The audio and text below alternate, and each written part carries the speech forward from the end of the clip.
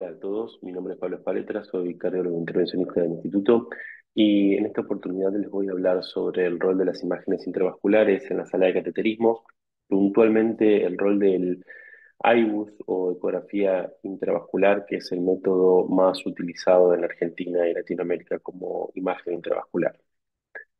Particularmente el IBUS nos da la posibilidad de realizar una correcta caracterización tisular, confirmar cómo está conformada la pared de la arteria, definir las características de la placa, realizar diagnóstico de placas agudas o de lesiones agudas y por último para guiar y controlar el resultado de nuestras angioplastias, principalmente las angioplastias complejas, que es el escenario en el cual principalmente usamos la ecografía intravascular o el IBUS. Nosotros con la imagen del IBUS tenemos la capacidad de definir cuál es la capa íntima, la placa, la media y la adventicia de la arteria. Ahora, como les decía, nosotros el principal escenario donde utilizamos el IBUS es la angioplastia compleja y lo primero que tenemos que charlar es ver qué es realmente una angioplastia compleja y en qué momento nosotros hablamos de este término. Bueno, cuando hacemos angioplastias al tronco de corona izquierda no protegidos, angioplastias de bifurcaciones, oclusiones totales crónicas o bien angioplastia a múltiples vasos. El IBUS en la vida real se ha utilizado, se utiliza cada vez más frecuentemente. Sin embargo, fíjense este registro del año 2022 en Estados Unidos, puntualmente en Nueva York, que de 44.000 angioplastias, solo el 14% de las mismas se realizan guiadas por IBUS. ¿Y en qué escenarios donde más frecuentemente lo observamos? Bueno, principalmente en tronco de la corona izquierda, ¿sí? En las angioplastias de tronco de la corona izquierda, en un 33% es el escenario donde más se utiliza, ¿sí? Sin embargo, vemos que todavía la mayoría de las angioplastias se hacen guiadas por angiografía y no por AIS. Ahora bien, ¿qué es lo que podemos hacer con las imágenes intracoronarias? Bueno, vamos a dividir qué es lo que podemos hacer en tres escenarios distintos. La evaluación preangioplastia, la preparación de la lesión en implante del stent y la evaluación post-angioplastia. La evaluación preangioplastia, vamos a ver la composición de la placa, las características de la lesión, los mecanismos de falla del stent, identificar cuáles son los segmentos de referencia o zona de aterrizaje o landing zone del stent, seleccionar el tamaño de la prótesis, es decir, el stent, longitud y diámetro, así como la estrategia que vamos a definir para la preparación de la placa, que es el siguiente escenario, donde vamos a confirmar estrictamente cuál es el landing zone, vamos a preparar la placa, por ejemplo, el uso de aterectomía rotacional o litotricia, determinar el éxito de la estrategia de la preparación de la placa y la optimización del stent, ¿sí? Y por último, post-angioplastia vamos a utilizarlo para identificar infraexpansión del stent, deformación o mala posición, identificar flaps de disección, hematomas o protrusión de tejido dentro del stent a través de los detrás del stent, o bien para descartar que se haya dejado enfermedad tanto en el inflow como en el outflow del stent, ¿sí? ¿Qué es lo que vemos puntualmente en estas primeras dos columnas, digamos, preangioplastia y durante el stent? Básicamente lo que vamos a ver es, como les decía antes, el diámetro del vaso, la carga de placa, la característica de la placa, si es trombótica, lipídica, etcétera, diámetros de referencia, compromisos de ramos marginales y por último, muy importante, el diámetro distal del vaso sano, ¿sí? Que es donde empieza a distal aproximar la placa y eso es lo que nos va a definir, por ejemplo, el tamaño del stent. Por otro lado, en la evaluación post-angioplastia, lo que vamos a hacer es ver cómo quedó nuestro stent, ¿sí? Cómo quedó el inflow, ¿sí? Cómo quedó la parte de entrada del stent. Si esa es la referencia distal o proximal del stent, cuál fue el diámetro, si hay porciones de disección, si hay segmentos de mala posición del stent, es decir, que el stent está separado de la luz de la arteria, si el stent está comprimido o no correctamente expandido. Todo eso lo podemos ver puntualmente con el IBUS o con las imágenes intravasculares. Y el IBUS es una herramienta muy útil para nosotros en el día a día y sabemos que la utilidad o la angioplastia guiada con ecografía intracardíaca o IBUS reduce significativamente la mortalidad. Fíjense lo que aprendimos aquí es que en aquellos pacientes en los cuales se usó IBUS para guiar la angioplastia, tuvieron una mortalidad del 10% versus 16%, casi 17% en aquellos pacientes que no se utilizó esta técnica. Sí, sin embargo, de vuelta, fíjense la baja tasa de utilidad casi un 30% de IBUS en estos pacientes. ¿Y en qué escenarios puntualmente es mejor todavía la utilidad de IBUS? Bueno, principalmente, como les dije anteriormente, es la angioplastia del tronco coronal izquierda, seguido por lesiones largas, múltiples vasos, múltiples colocaciones de stents, etc. Ahora, cuando hablamos de angioplastia tronco de la coronilla izquierda, ¿son todos los troncos iguales? Bueno, definitivamente no. A lo largo del paso de los años vamos aprendiendo que no es todo lo mismo. No es lo mismo una lesión en el cuerpo o en el tercio medio del tronco, una lesión distal en bifurcación, una lesión subtotal aislada, una lesión crítica en una trifurcación o bien una lesión severa eh, justo antes de la trifurcación. Entonces, nosotros lo que sí sabemos hoy es que todas las angioplastias a tronco son factibles, ¿sí? Y podemos tener buenos resultados si seleccionamos apropiadamente el paciente, ¿sí? Y por otro lado, utilizando técnicas y materiales necesarios.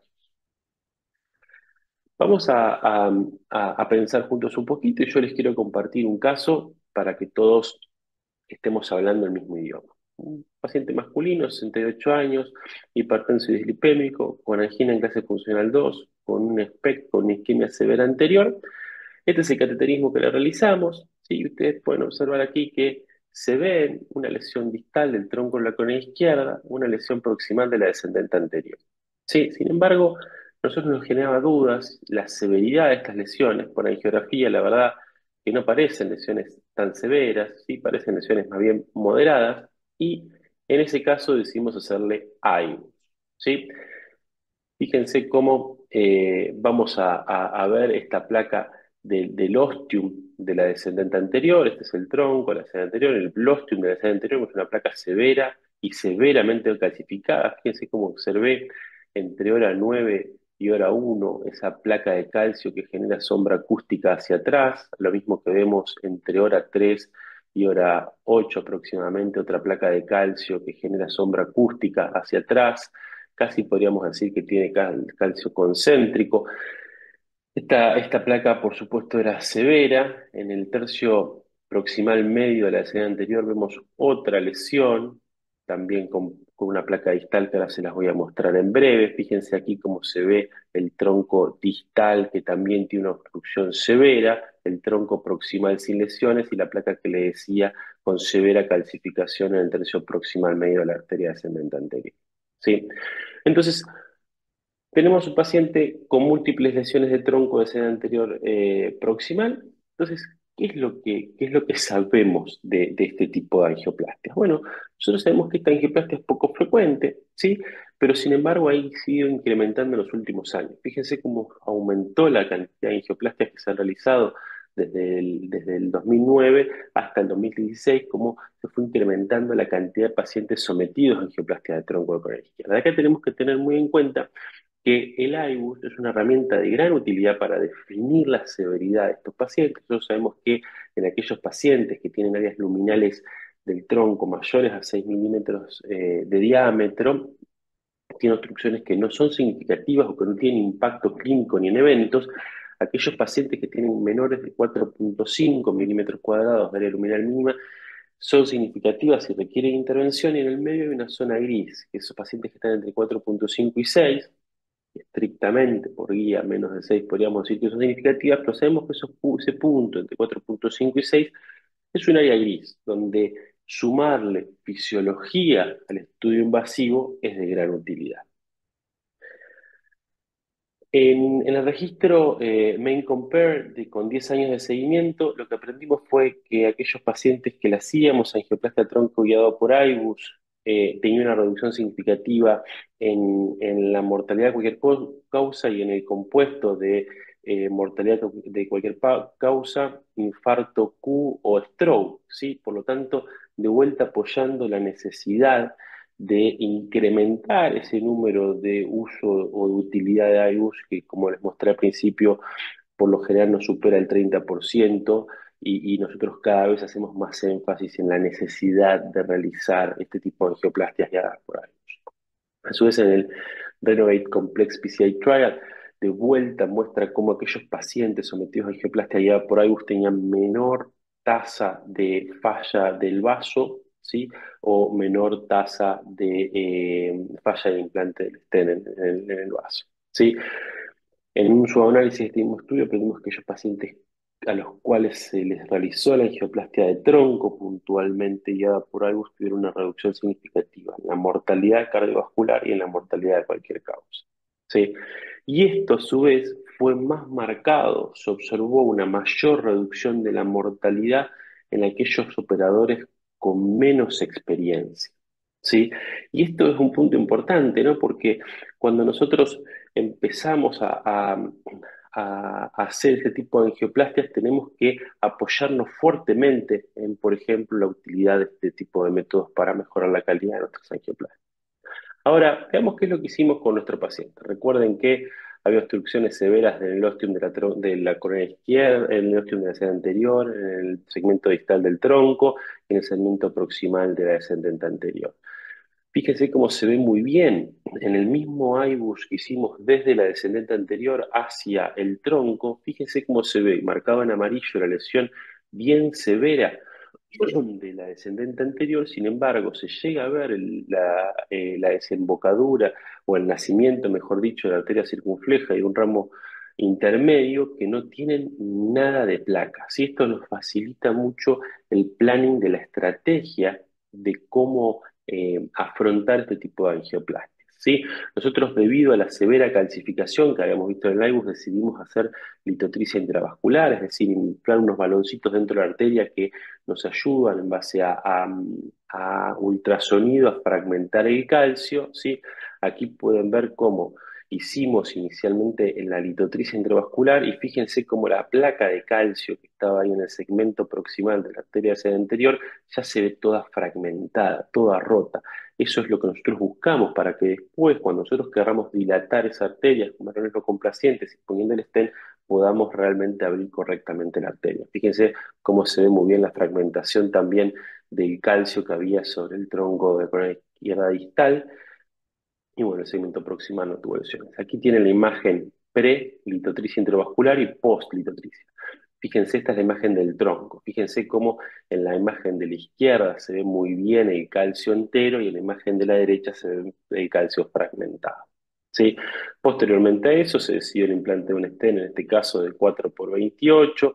Esta es aquí la angioplastia que estamos realizando, como para que puedan observar qué fue lo que hicimos. ¿Sí? Aquí estamos posdilatando el stent, ¿sí? Y aquí vamos a encontrarnos con el resultado final, ¿sí? Donde vemos el stent correctamente expandido desde la descendente anterior, en su bifurcación y en el tronco en la coronaria izquierda. ¿Sí? Aquí podemos observar el stent correctamente expandido, correctamente aposicionado, medimos las áreas luminales del stent y vemos que sean siempre adecuadas.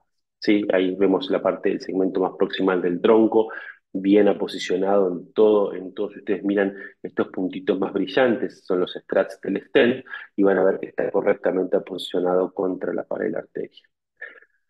Por último, les quiero compartir el registro de la TAM, a través de SOLACI, que es la Sociedad Latinoamericana de Cardiología Intervencionista. Se impulsó un grupo de trabajo colaborativo que se denominó la TAMBIP, ¿sí? Este registro lo lidera el doctor Padilla, uno de los miembros del equipo, actualmente subjefe del servicio de hemodinamia, y nosotros observamos que globalmente casi el 30% de los pacientes sometidos a una angioplastia en bifurcación, esto es cualquier tipo de bifurcación cardíaca, se realiza guiada por ahí. ¿Sí? Y si nosotros subanalizamos solamente la población de tronco con la izquierda, esto asciende a casi el 60%, el doble, ¿sí? Y eso para nosotros es muy interesante porque nosotros hacemos mucha insistencia en eso. Nosotros en el Instituto Cardiovascular hacemos casi el 100% de las angioplastias de tronco con la izquierda guiadas por IVUS, ¿sí? Y los números más del 60%, 70% es para lo que nosotros llamamos angioplastias complejas, que es lo que hablamos inicialmente, ¿sí? Y si nosotros vemos qué es lo que pasa en aquellos pacientes que se usa IVUS, vemos que tienen menor tasa de eventos combinados, ¿sí? Por último, y para finalizar, contarles que la angioplastia guiada con IBUS mejora los outcomes clínicos en los pacientes. El uso de IBUS al comienzo de la experiencia como especialistas mejora aún más estos resultados, por lo tanto es muy importante que desde edades tempranas del intervencionista las empiece a utilizar. La angioplastia de tronco con la izquierda no protegida debería realizarse sistemáticamente con IBUS, ¿sí? Para poder compararse con la cirugía. Siempre digo, cuando discutimos si un paciente va a ir a cirugía o no, digo, bueno, a ver, nosotros podemos darle lo mismo que la cirugía, podemos dar una sobrevida buena al paciente, una calidad libre una vida libre de eventos, etcétera, si hacemos una buena angioplastia. ¿Y qué es una buena angioplastia? En el caso del tronco, es por ejemplo con la utilidad de AEBUS. Y el AEBUS es de gran ayuda en la evaluación inicial de la lesión, definir la severidad, ver el área luminal mínima, ver el porcentaje de la carga trombótica o las características de la placa del paciente, preparar correctamente la placa y por último, evaluar cómo fue el resultado final de nuestra angioplastia. Bueno, muchas gracias. Espero que esta charla les haya sido de utilidad y espero verlos pronto por el IPA.